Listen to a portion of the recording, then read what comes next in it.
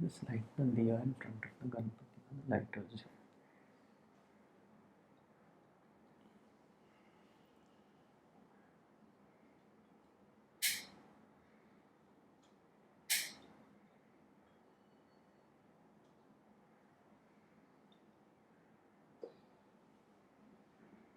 Thanks.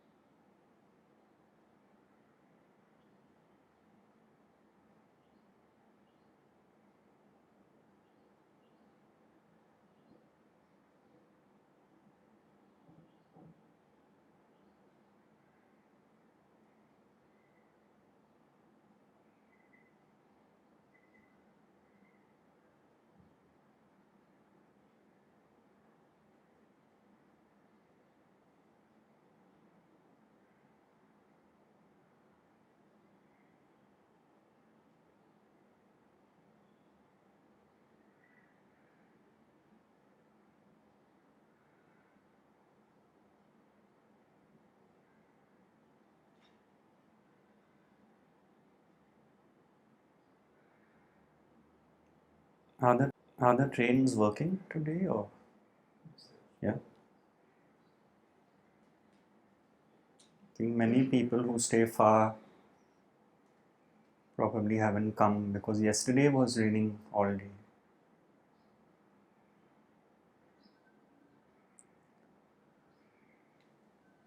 I was asked to speak a bit on stability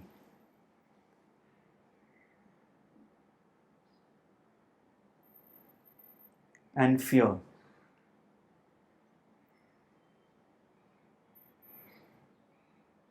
Fear is, of course, everyone's favorite topic.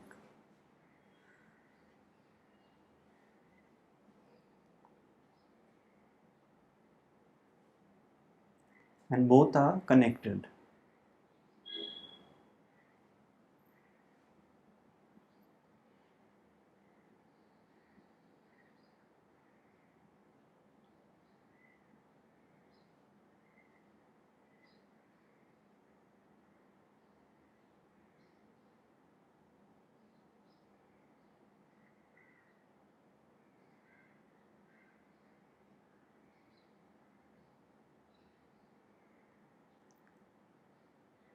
The whole point is that we are trying to find stability in an unstable world.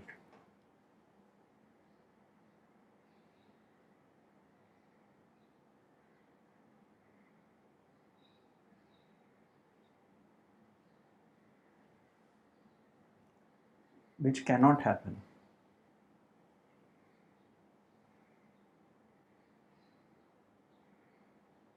Stability is to recognize that the nature of life is one which is unstable. Sometimes pleasure, sometimes pain. To accept this is stability. To accept that you cannot control what the next moment brings is stability.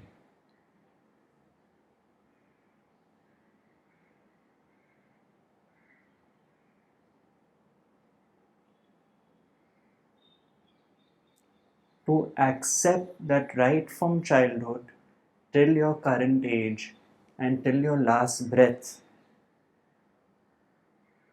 there will be changes, there will be ups and downs.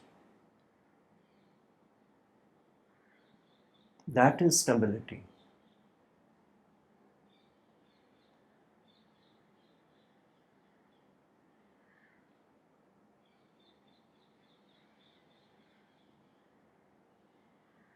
But to rest in the knowing that who is it that witnesses all these ups and downs, all these challenges, all these pleasures and pains?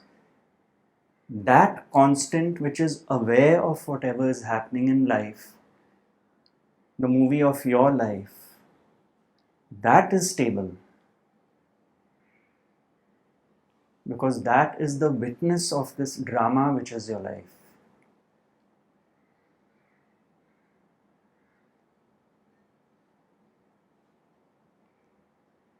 The screen that is the movie of your life is stable. The images which appear and disappear are unstable. To accept that this is how life has been designed.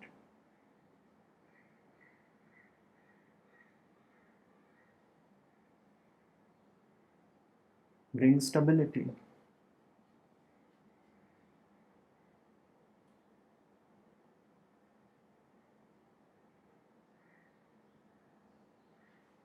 God never promised you a bed of roses.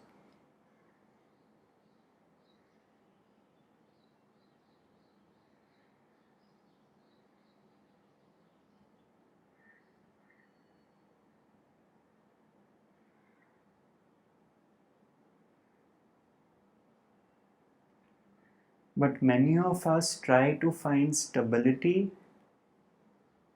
through what happens in life. And we keep trying to move our boat towards the bank of pleasure. That becomes our struggle in life. I want only good things to happen to me.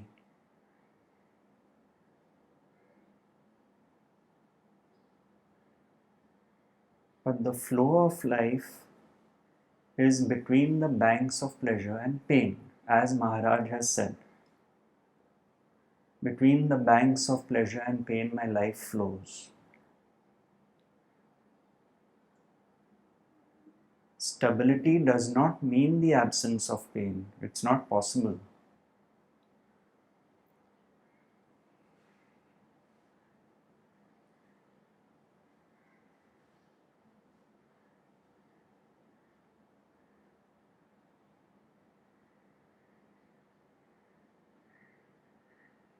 It is your own experience that from childhood till now,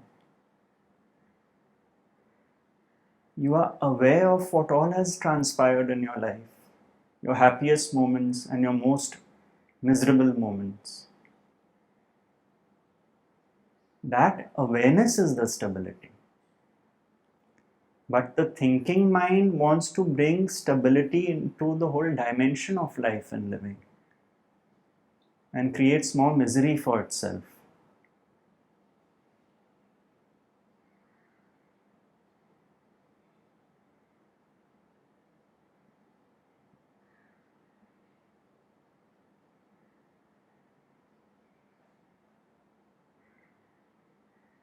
Is the earth we are on fixed and unmoving, or is it rotating and revolving around the sun at the same time? Movement is the nature of life, day and night.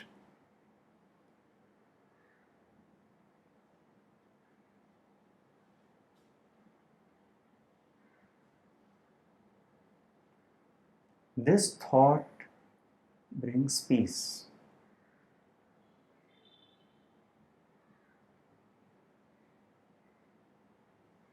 And yet, everything works with precision. The speed of the Earth's rotation, its revolution around the sun, has all been calculated by a higher power. And that power is guiding your life.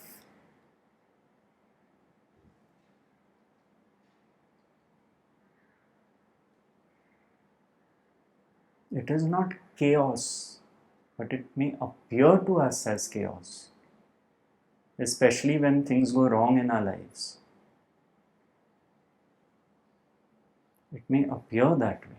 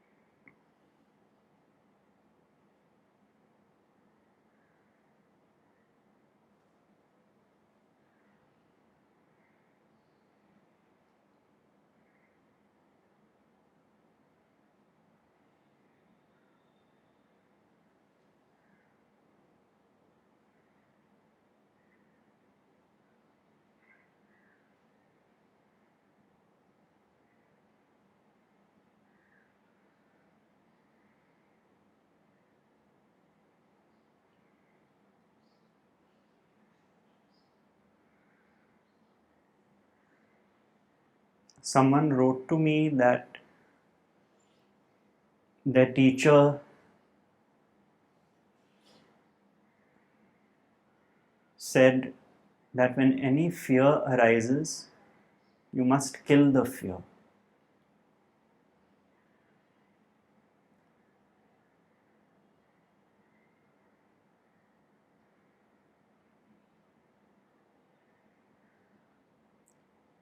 And this was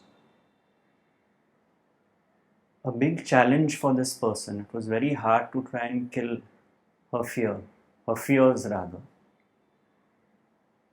So she asked me that what is your view on this? And I said, firstly, if you have a teacher, you must clarify your doubts with your own teacher. Because I might say something which is different from what your teacher is saying, and that could create confusion. But this teaching asks you to very simply look. All you need to do is look. And according to this teaching,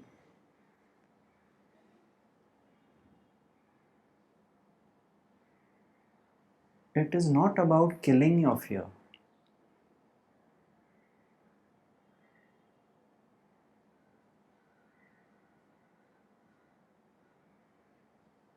Because even that implies doing something. It is more about understanding what is fear and witnessing the fear rather than struggling to kill the fear. Because to kill something, you must give reality to it first. This teaching is about the one who wants to kill the fear being killed. This is not a play of words or semantics. It is to understand that we have been designed to be fearful, and some people more than others.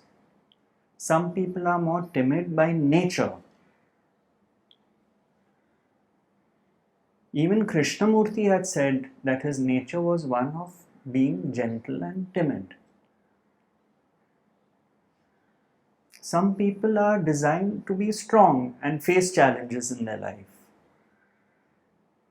But the structure of the ego is a fear-based structure. Anyone's ego, because the ego identified with the name and form, which is the body, does not want to die. What will happen to me? That is the bedrock of life. Consciousness has got identified with the body, which it takes to be mine, me and mine, my family, my objects around me, my clothes, my car. And any threat to all that is a threat to me. What will happen? I will die.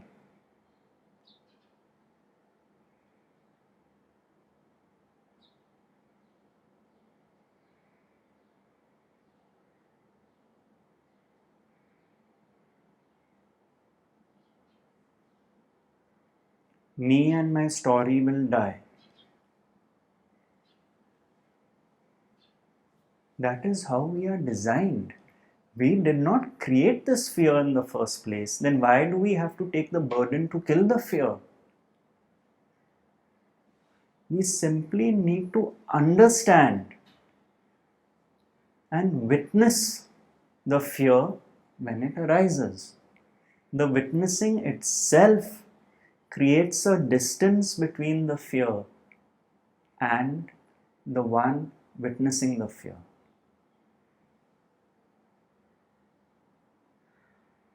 But we claim ownership of the fear. Now these are my fears. And we create further identity. Now I have this whole basket full of fears which I must get rid of. Again the ego has come in through the back door and taken ownership of all the fears that I should not be fearful. Why am I afraid of this? Why am I afraid of that person? Why am I afraid of this event happening in my life?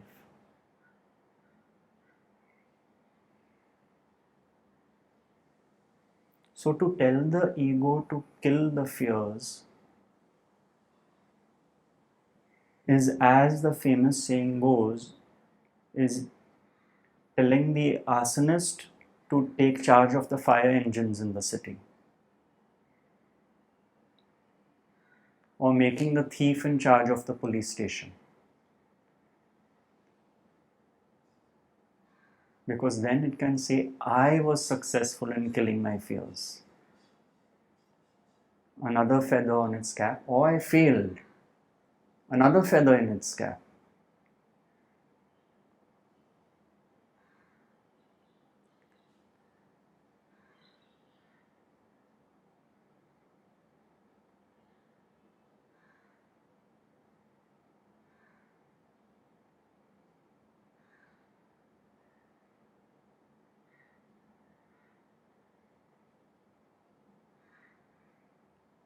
Most of the dialogue in our minds, if we could just witness during the course of the day, are fear-based.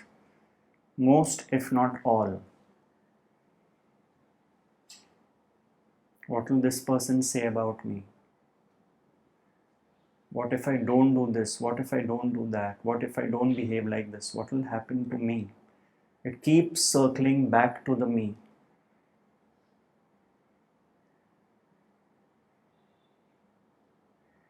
Just witness in the course of a day, or forget a day, 1 hour, how many times your thought is circling back to the me.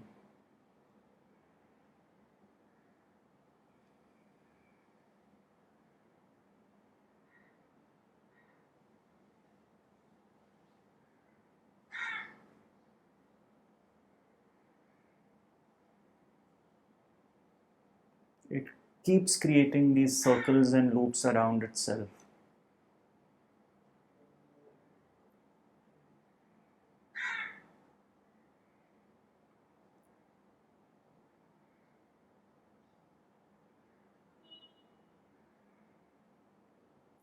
There is a book in the West called A Course in Miracles. It's a very fat book. I must have referred to it sometime. And there are teachers who have developed their teachings based on that book. And I was gifted one book, which is a small book based on it, and that teacher's understanding of it. And it's a lovely book called The Little Book of Prayer, or The Only Prayer You Need. And that whole book is about one prayer, which she has culled out from A Course in Miracles, which is, please heal my fear-based thoughts. Please heal my fear-based thoughts. And then she has approached this from various angles in one's life. She's given examples of how thoughts which we cannot imagine are fear-based are fear-based. And at the same time, why is it a prayer? Because you cannot heal your fear-based thoughts. So it is a prayer to the divine, to the Almighty. Please heal my fear-based thoughts.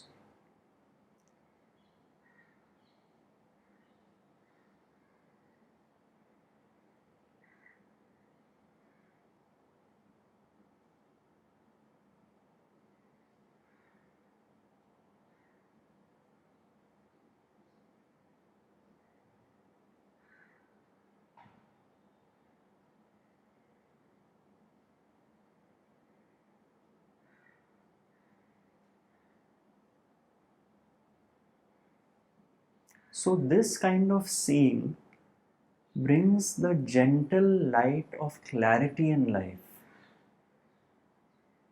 Because you're not fighting fear on the battlefield, which becomes an endless fight. You're accepting it, that it is there. It is to be looked at.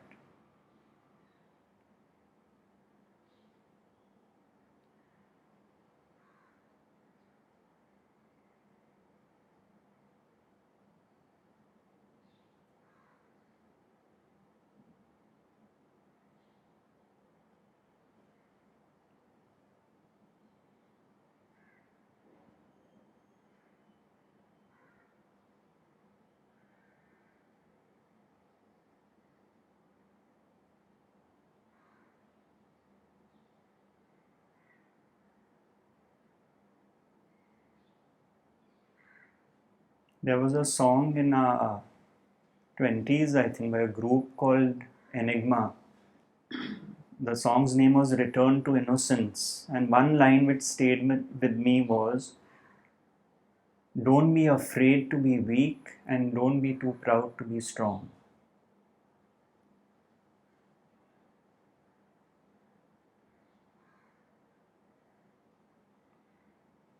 Why?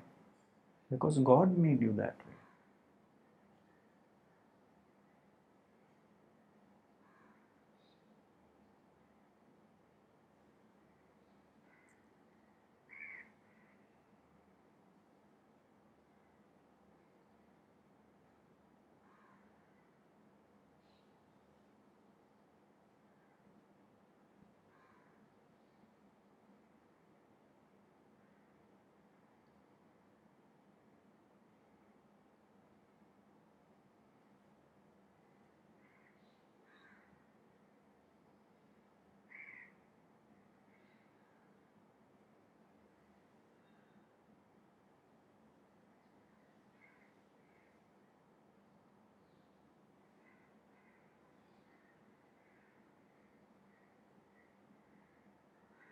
But we get lost in analyzing our fears.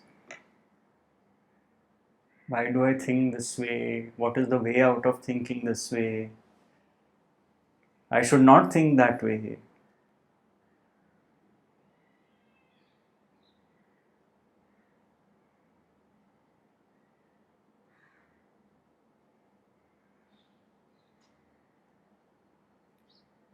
Seeing brings clarity, the light of consciousness. Sitting in silence brings clarity.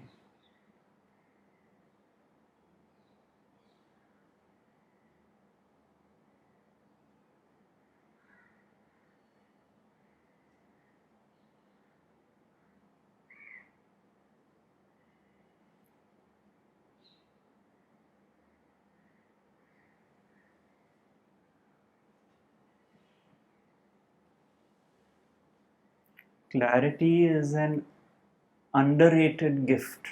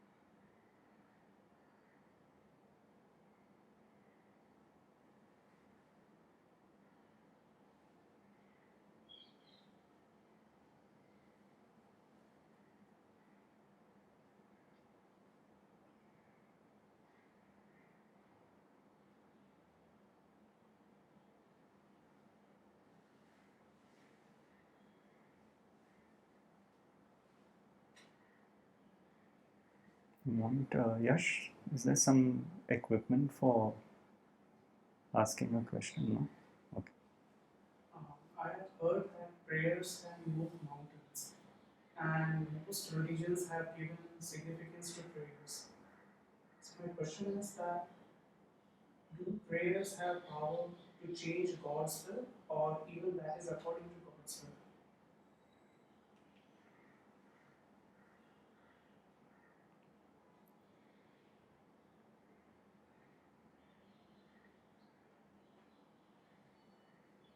See, it depends on what is your definition of prayer. Now, if it's a prayer for something good to happen to me, that is according to what I feel is good, which may turn out exactly the other way. You see? So, true prayer is a prayer of gratitude and also something which as a child was my prayer, and then when I read a book called Silence of the Heart by Robert Adams, I saw that he mentioned the same thing, was, Dear God, give me the strength to deal with life's situations and challenges. So if you are asking about whether a prayer to want something in life, like the me wanting something, will it work? I honestly have no idea, and it has not been my approach to life.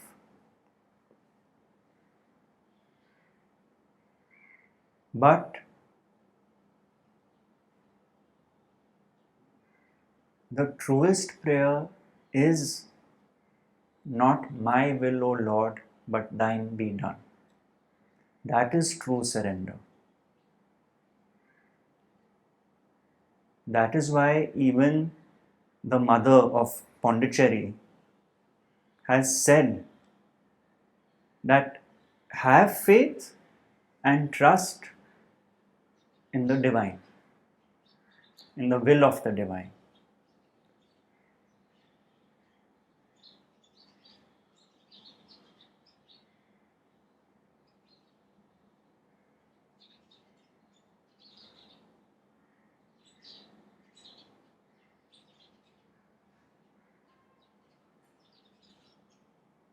There was a boy who had come to see my mother about 32, and he was in love with this girl, and he went to the temples to pray that she comes into his life, and she did. So his prayers were answered, but they split up after 6 months.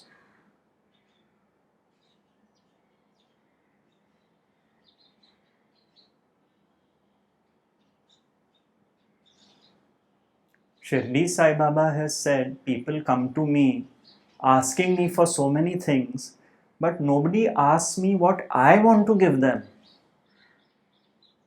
It is there. I have read it.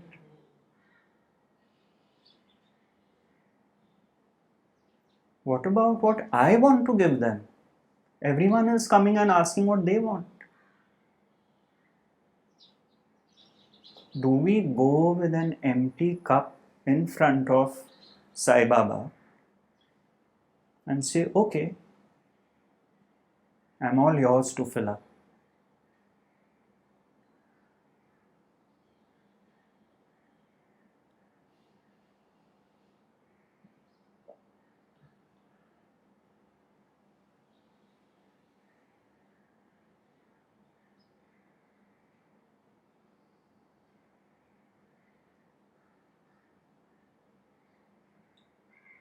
Yet a prayer can arise from the heart.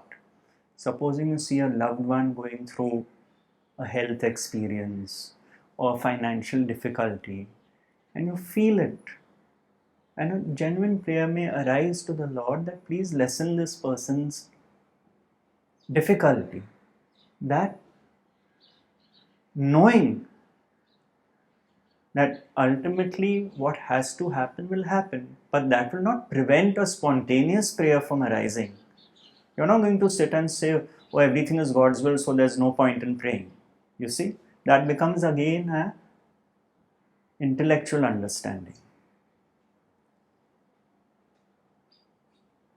But this kind of prayer does not depend on the outcome. The prayer arises on its own, not as a means to an end, as a wish. It happens spontaneously. Yes.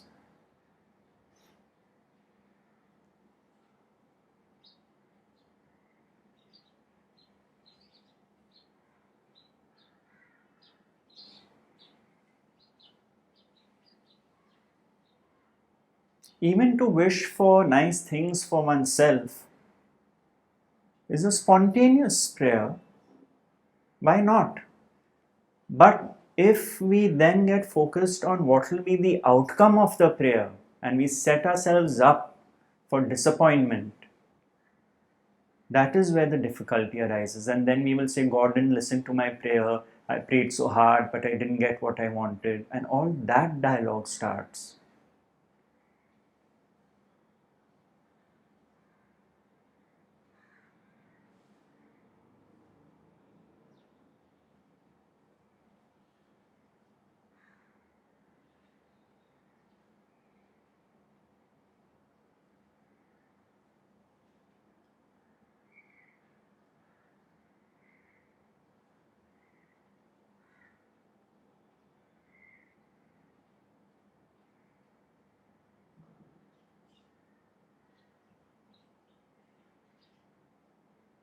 That is why my teacher Rameshji had said once, when someone asked him, he said,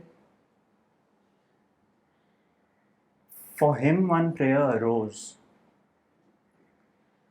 which was, God give me a life where I don't need to ask anything from anyone, especially from you.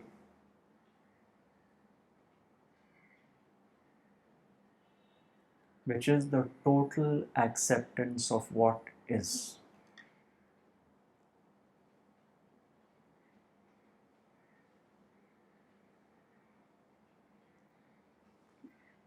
That is why I had used an example some time ago of, I think it was in Paul Brutton's book, A Search in Secret India, where he met the leading astrologer in Varanasi. So he asked him, he said, I mean, you have mapped everyone's life out and you're so accurate, you're so reputed. What about your own life?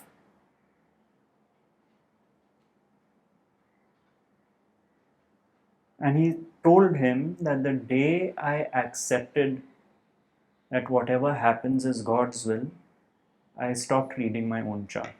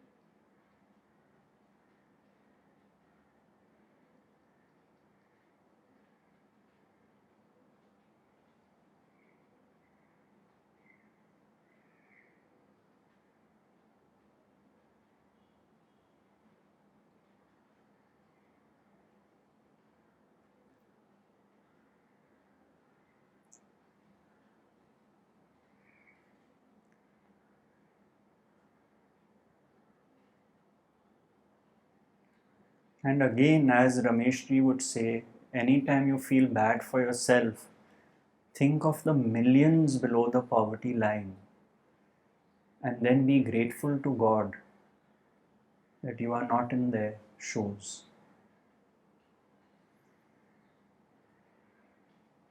Last month, I don't know if who was here when this boy came from Kabul, wonderful young man. He came just for the talk.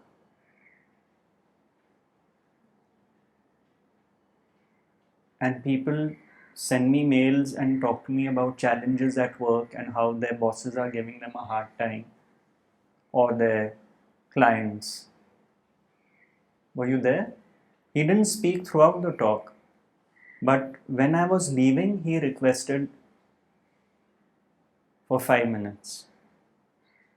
And he said, I've come from Kabul to see you. So I came out and sat with him. And he is running a hotel there with a staff of 120 people. Bombs keep going off all the time around him. He literally doesn't know if he'll be alive the next moment. And he's young, your age.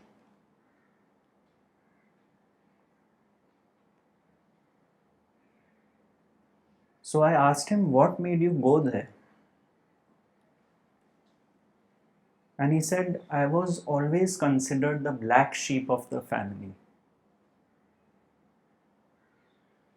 So something moved me to go to this challenging assignment. And it is a 2-year assignment, out of which 8 months are over. And he says this teaching brings him so much peace, because you can imagine the heightened level of fear and uncertainty in such a life situation.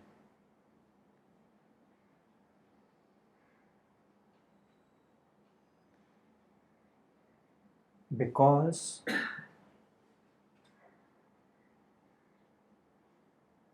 no matter what you may think are the reasons why you went to Kabul, the fact is you went because you were destined to be there.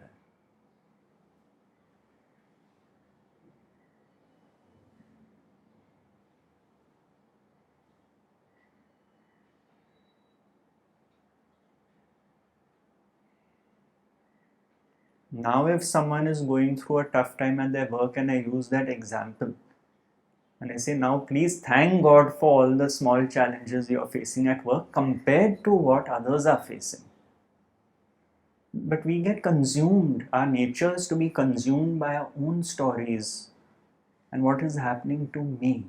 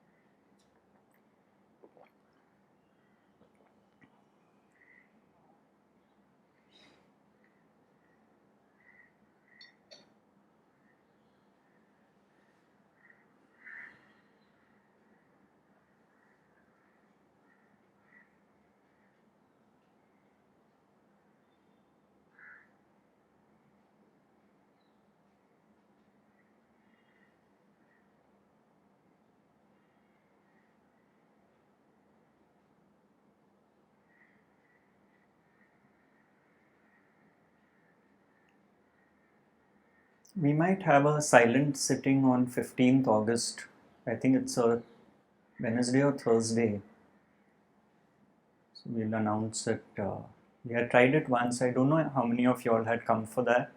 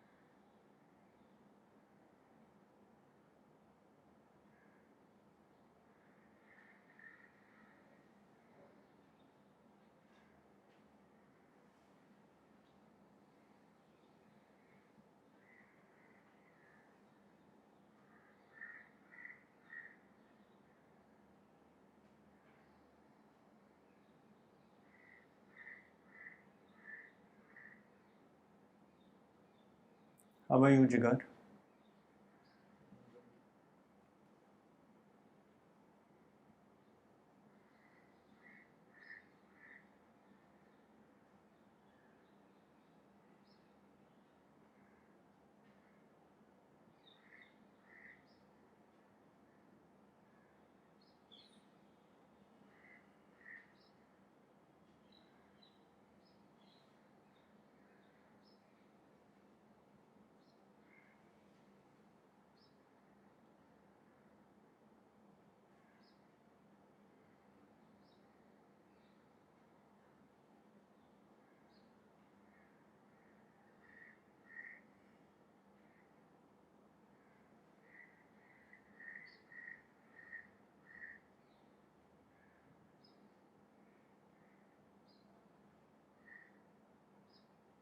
A peaceful life is a life well lived.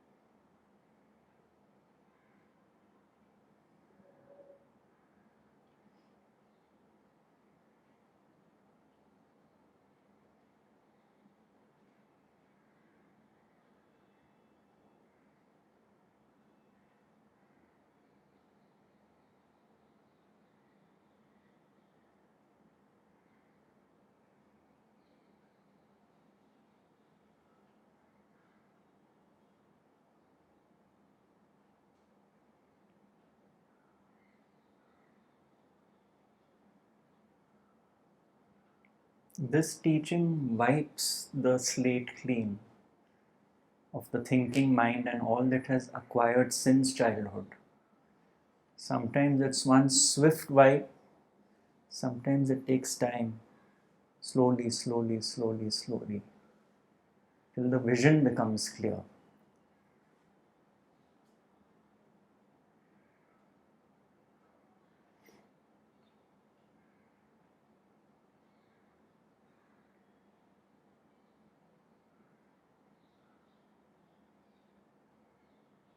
You start seeing things through this prism. People, situations in life. Such a covert process, and it is only later when you look back on your life, maybe 1 year ago, my reaction to this person would have been so different from what it is now, or to this situation. Then you realize that it has been sinking in slowly, slowly.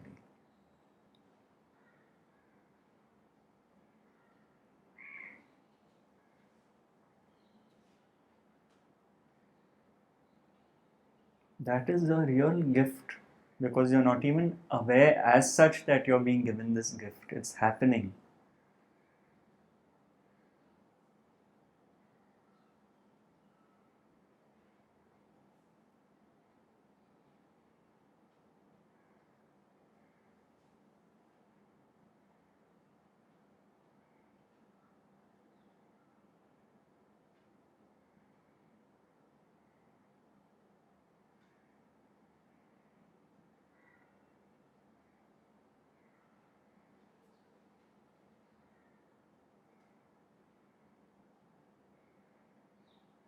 And this I'm speaking from my personal experience, because I heard a message which I tested in my life's experience.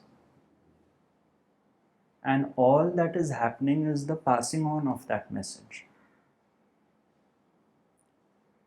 Not as a theory, but as something felt.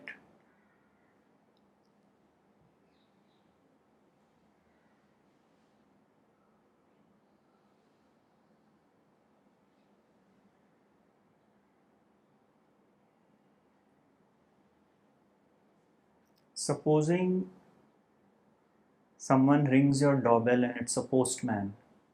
In the earlier days when there was no email, the letters came by post. And you read the letter, the message it contains, and it really impacts you. And you keep it close to your heart on your pillow. And you realize that there was something in that message which is making very subtle changes in your attitude to life.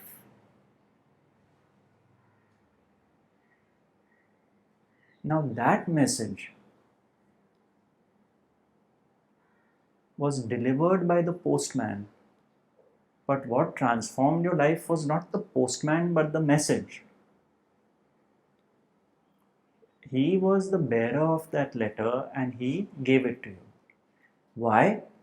Because he himself had read a similar letter before, and it impacted him so much that he wished to pass it on. This has been a chain of postmen coming down since eternity who have brought the message of peace to mankind.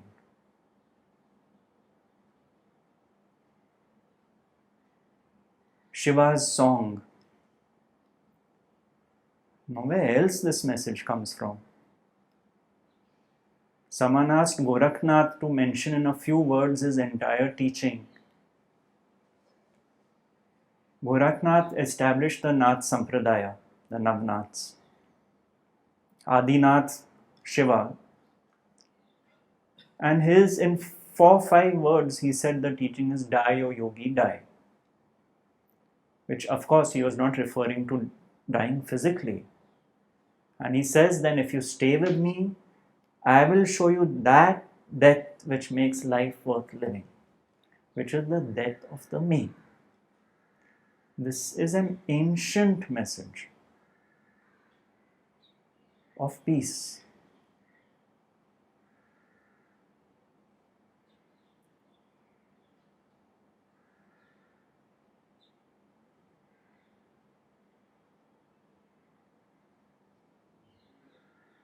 That is how compassionate consciousness is. But we have to listen to it. We have to see it.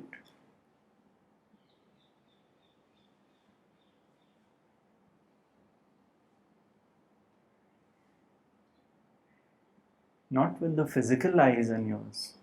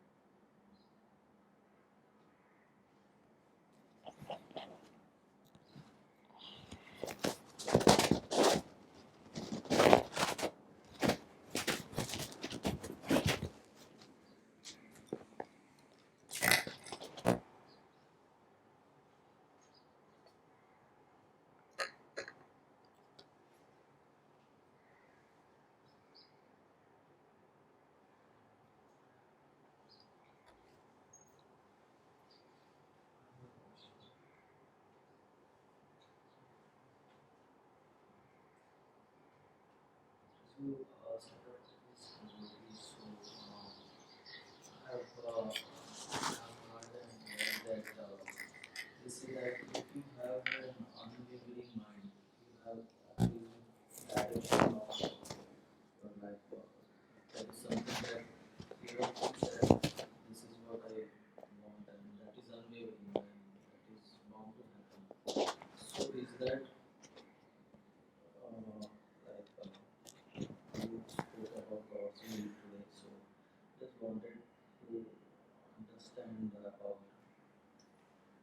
is there alignment in both of God's will and what they have mentioned that if you have an unwavering mind, then that is bound to happen. So I'm confused between both of these. According to my understanding, an unwavering mind is an unwavering thinking mind. It is the thinking mind which goes into the dead past or the future which we are so afraid of, an imaginary future. So, a still mind is a mind which is the absence of the me, which is the thinking mind. Now, in that state of mind, where is the question of the me wanting a certain outcome?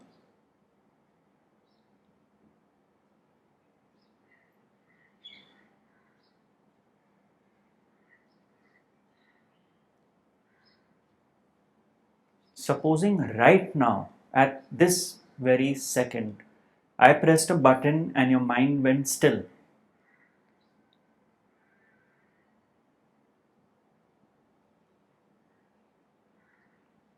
Is there a certain outcome you want now?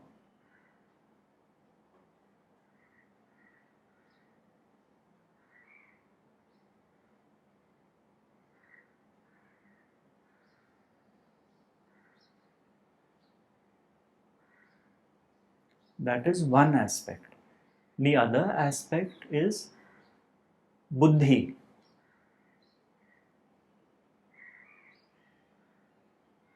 Ganpati,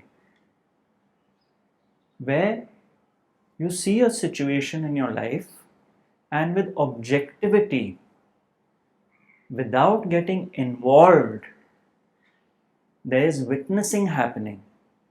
That yes, this is the circumstances of my life and it is witnessed, and the pros and the cons, the pluses and the minuses are seen without being mired in what is happening in my life. Certainly, if one has that ability, which cannot be acquired as such because that is the absence of the me with its thinking mind, then a better decision will be taken because it is viewed more from the position of a witness. That is why some masters also say that if one is able to be in that position, one may find that what was going wrong in one's life starts settling down. Which is actually this. What has happened is we have not got mired into that whole situation and are taking a decision from there.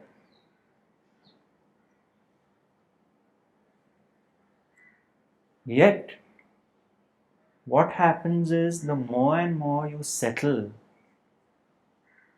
in the present moment, the less and less has to be done by you as far as things happening in your life are concerned. Because things are going to happen in your life in any case.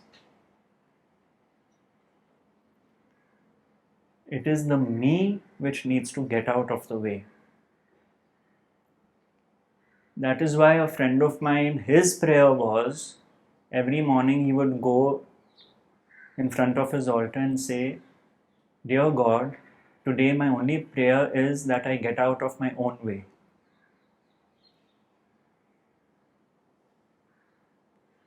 That's a lovely prayer.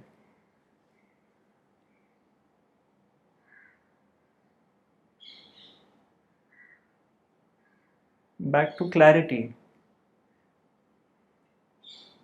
This killing the fear reminded me of something.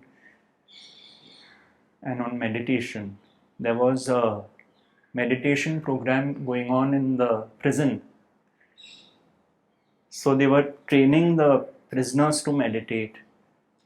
So then after the session, the meditation teacher asked a prisoner that, what was your experience of meditation? He said it was absolutely superb. Before I sat for meditation, I had the feeling that I want to kill someone, and after the meditation, I know whom. Clarity.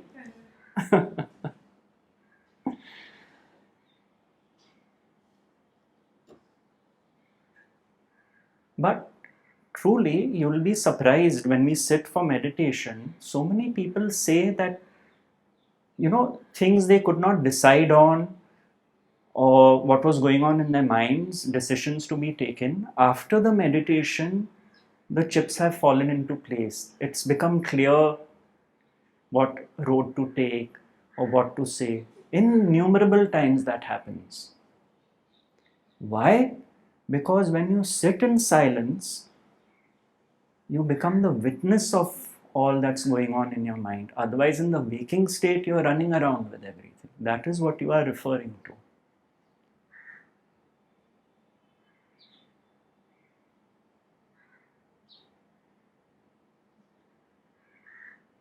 Okay?